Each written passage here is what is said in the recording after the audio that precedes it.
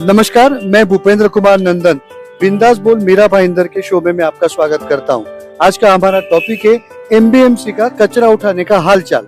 आपके एरिया में रोज कचरा उठाया जाता है? जी सर, जहाँ तक मीरा भाईंदर महानगर पालिका के कचरा उठाने की प्रोसेस का सवाल है, हाँ डेली उठाया जाता है।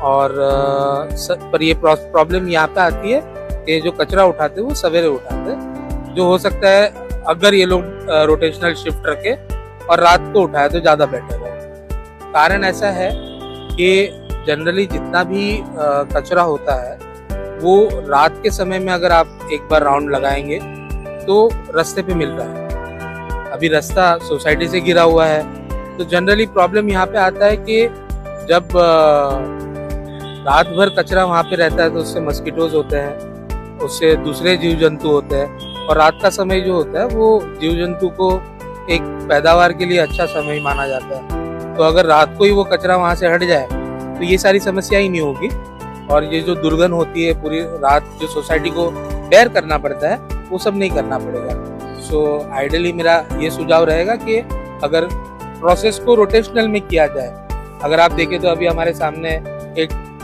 कचरा उठाने वाली गाड़ी है, वो क्या कर रही है, वो रास्ते के कचरे को उठा रही है।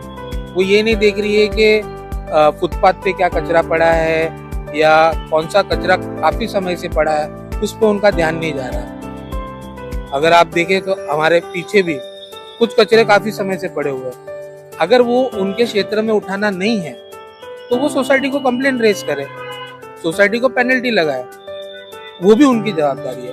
बट वो जवाबदारी ना देखते हुए मुझे ऐसा लगता है कि वो एक ही माइंडसेट से चलते हैं। ये टाइम फ्रेम है, A to B पॉइंट मुझे मिला है, वहाँ पे जितना रास्ते में कचरा दिखा वो उठा लो, बाकी कचरा रह जाता है तो रह जाने दो, उससे मुझे कोई फर्क नहीं पड़ता।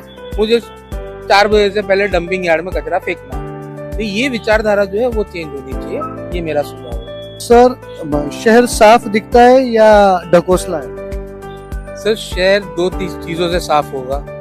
पहले जैसे मैंने कहा कि अगर रोटेशनल शिफ्ट में रहेगा तो मुझे साफ सुथरा मिलेगा। मीरा भाईंदर में मैक्सिमम पब्लिक जो है वो ऑफिस जाती है, ये आपको भी पता है। बाकी के समय में जो घर पे रहने वाली औरतें भी है, उनका भी एक शेड्यूल है बाहर निकलने का, क्योंकि दिन भर वो बच्चों की स्कूल, ट्यूशंस और उसमें बिजी रहते हैं। ये सब जो है वो शाम में बाहर निकलते हैं। अब क्या होता है कि शाम में कचरा इतना हो जाता है कि मीरा भाईंदर की सुंदरता नहीं दिखती, मीरा भाईंदर की गंदगी दिखती है। उदाहरण के रूप में बहुत सारे स्पॉट्स है आइसोलेटेड मीरा भाईंदर के अंदर जहाँ पे फूड कोर्ट लग गए हैं। मैं ये नहीं बोलूंगा लीगली चल रहे हैं या इनलीगली चल रही है, वो अलग विवाद है, बट एक तरीके से वो रास्तों पर ही है। अभी मैं आपको एक उदाहरण दूं तो रजास का फूड कोर्ट हो गया, या उसके सामने सिंगापुर प्लाजा हो गया, या भाईंदर वेस्ट में चले जाइए खाऊ गली हो गई। तो अभी ये नाम ही ऐसी है गलियां, तो ये फूड के जितने भी ड्राई वेस्ट है या वेट वेस्ट है, ये कहाँ जाते हैं, ये उनकी दुकानों के पीछे डंप कर देते हैं। उनकी दुकानों के पीछे क्या है, रेडियो के पीछे क्या है, तो रास्ता है।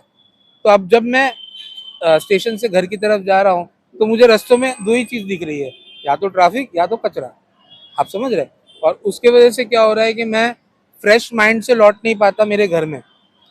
वो गंदगी देखकर, वो दुर्गंध सूंघकर घर जाता हूँ, तो वो एक अनहाइजीनिक एटमॉस्फेयर है, तो वो एक प्रॉब्लम है। दूसरा, मीरा भाईंदर के अंदर बहुत सारी जगहों पे कंस्ट्रक्शन चल रहा है, तो उसके वजह से भी हमें बहुत सारी चीज़ों के देखना पड़ता है कि कहीं रेत के ढेर पड़े हुए, कहीं रैबिट पड़ा हुआ है, कहीं कुछ है।